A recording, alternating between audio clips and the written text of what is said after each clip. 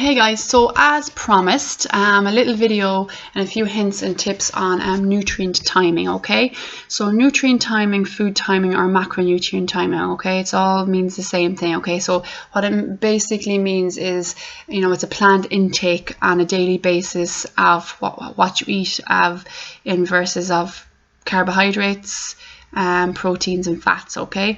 So a question that's been asked is, does when you eat really matter, okay?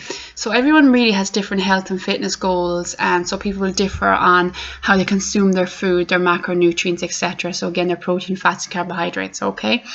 So you'll either be eating for a strength-based diet, fat loss diet, or general health, okay? So clean eating. So for the purpose of this video, I'm going to just speak about a fat loss diet, okay? And what I would have a lot of my own girls, etc. on. So with food timing and nutrient timing, what is it? As I said, it's a planned intake of your carbs, proteins and fats on a daily basis, okay? In order to get the most out of your training and out of your health and fitness goals, okay? Basically, it's a smart way. It's a smart way of eating and correlating that back to your training, okay? Again, to get the most out of it.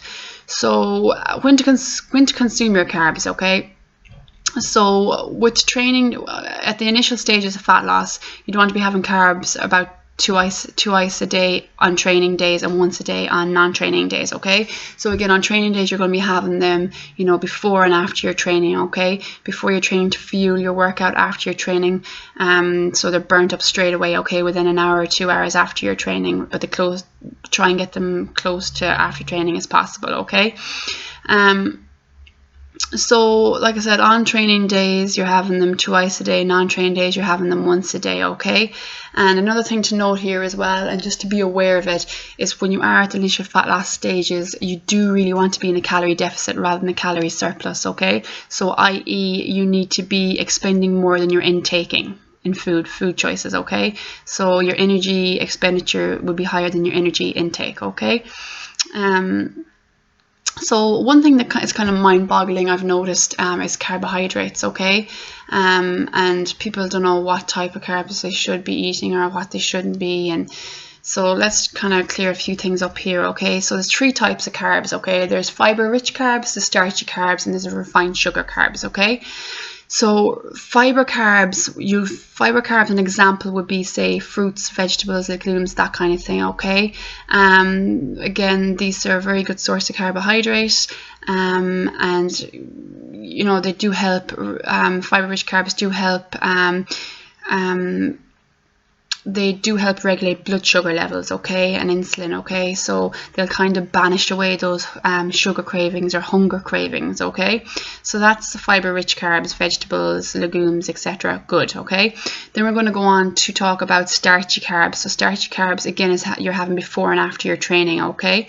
So again, that's potatoes, pasta, rice, all that kind of stuff, oats, okay? So these are quinoa, sprouted breads, that kind of stuff. So again, before and after exercises, these are all good, okay? And the third one then will be refined carbohydrates. So this is kind of the nasties, sweets, biscuits, chocolates, that kind of crap, really, which are fine in moderation, but they're fine in moderation, but having them sparingly, okay? So if you're going to have them, and especially on a free day or a cheat day, if your diet's on point all during the week, 99%, there's no harm in having a cheat day. I encourage that, okay, because it shocks the system and it rises your metabolism to burn better and faster. So just take that in consideration and try and have them after a heavy exercise session would be best, okay? Or, if you're doing a little bit of fast cardio the next day, that kind of thing, so they're burnt off, okay? So that's the 3 different types of carbs, okay? So that's just something to think about there. So really, regardless of your goals, whether it's a fat loss or strength goals or just healthy eating, that kind of thing, the only one, like proteins and fats, pretty much always stay the same in your diet, okay? You need them, they're good. And your carbohydrates really are the only macronutrient that you will manipulate, okay?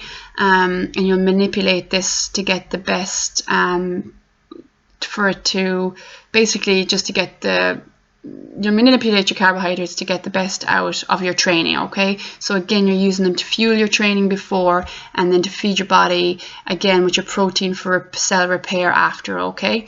So just think about, I don't really like using the term food is fuel, because you have to be able to enjoy your food and have a good relationship with food, but in this kind of context, it is fueling your workout, okay? So just have to try and time your carbohydrates correctly in that sense, okay? And you'll reach your goals much quicker, okay?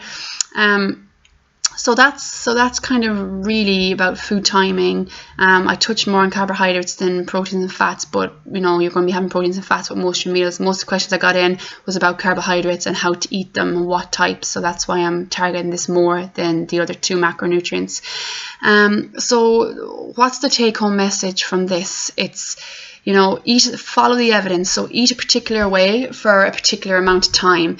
See how your energy levels are. It's not just training you need energy for, you need it for everyday life, work-life balance, okay?